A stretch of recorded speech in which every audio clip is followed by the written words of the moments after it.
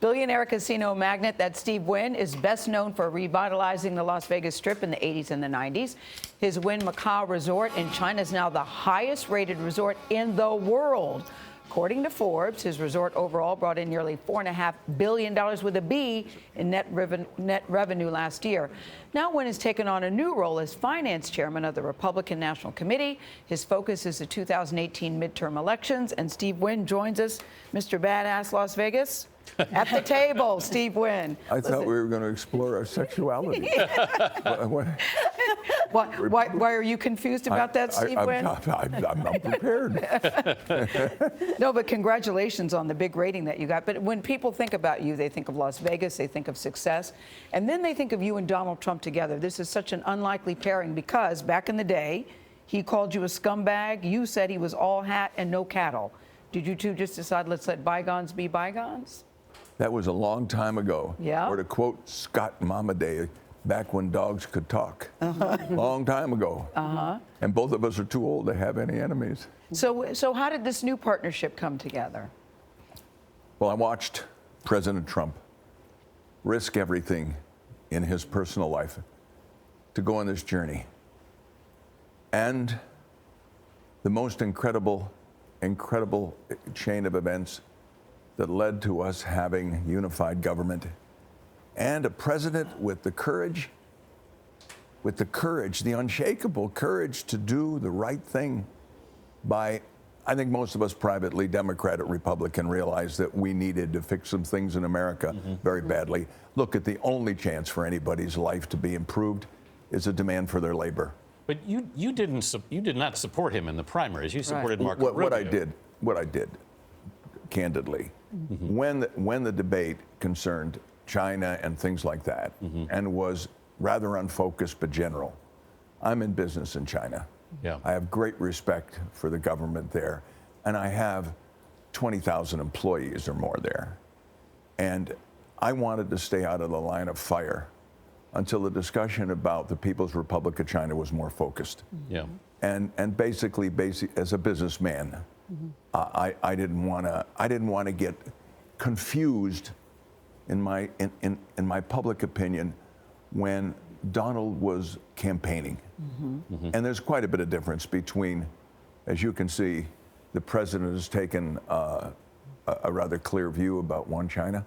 Yeah, being the candidate and now being president. Yes. And during those days, as you can imagine, if you were a businessman, you tend to try and protect your employees, whether it was in China or the United States. So you are such a successful casino magnate, and now you're going to be finance chairman. What have you learned about the RNC finances? I'll tell you what I wish. I wish they would never call me a magnet or a tycoon again. Why? Because I don't know. It's just something about it.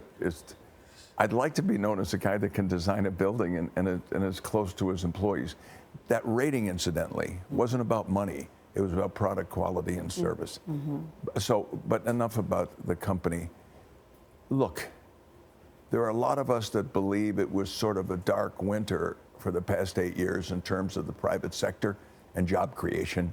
In the truth, a lot of people who want to have the courage and have the gumption to get out and try and improve their own lives. And when people get out and try and start a business or improve their own lives, they take their neighbors with them. Well, once again, it's springtime in America and things are going to grow. This country has always been an ocean of opportunity. Now I think we can get people to believe, come on in, the water's fine. Why are you so convinced of that growth? What do you see? Because I know what stops it. And I know what was going on for 8 years. And when I say I know what was going on for 8 years, I'm unequivocal. I'm on CBS Morning News, and I want you to know without a doubt. Is this related to regulation? I mean, are you convinced? Absolutely. Yes. Hundreds a week. If we had the time in these quick segments to review some of the ridiculous foolishness that was done from Washington with these agencies, always have the chance to grow. Everybody wants to show that they did a good job regulating and they need more people so they can get promoted. If the judiciary automatically stamps whatever the executive branch and the agency, we got 465 agencies, 2,650,000 civilian employees. Right. If the courts Just stamp the agencies. We've only got two branches of government, the executive and the legislature. Can I ask you? You need the courts, and you need to get rid of these regulations so that people have the confidence to go and try. Listen, it's all about attitude. If you think you can, you will. If you think you can't, you won't. Yeah. In either case, you're probably right. You think it stifles business ultimately. And this administration has turned the attitude of America into a can-do attitude. That is the most significant thing. I'm 75 years old now. I didn't think this was possible. Are you surprised, Steve, that Donald Trump is in the White House, as someone who knows him? Listen, I watched this campaign as you did, Gayle, and who the hell knew what was going to happen next? It was a stunning and confusing at time campaign. What we have now, however, and I think it was clear, the Trump I know and the Trump you know privately is the guy that was on television in front of Congress the other night. So who's the other guy? Can I? Yeah, who is the other guy? Somebody who was in a battle in probably the most ruthless environment of all, a political campaign. But you've been on the receiving end of that. He attacked you. Yeah. And what did you, when he did that, what did you think of it? Not much, it was business. It was business. Business, Yeah. sure. Yep. And then you go to dinner. You know, really and truly, we mustn't pay all that much attention to certain things. Let's talk about what we do. But now Let's he's president, Steve. Yeah, and that's right. And so let's take a look at the decisions. Yeah. Rex Tillerson, oh boy, ran over 100,000 employees in 100 Yep. countries. No, there's an old thing about how did Jesus walk on water? He knew where the rocks were. Rex Tillerson knows where the rocks are. Jim Mattis ran the Marine Corps, a great meritocracy where you can get fired, where you can get promoted. Yeah. Here's a man that's a first-rate intellectual, and one of my board directors was Chief of Naval Operations, Jay Johnson. And Jay knows James Madison. Yeah. He said, Steve, Mattis is one of the most respectable intellectuals, the greatest soldier I ever met. Boy, is President Trump lucky to have him. But now, Steve, your job is raising money for the Republican Party. Are you worried about people taking your phone calls? You think my friends won't take my calls? I don't know. I'm asking.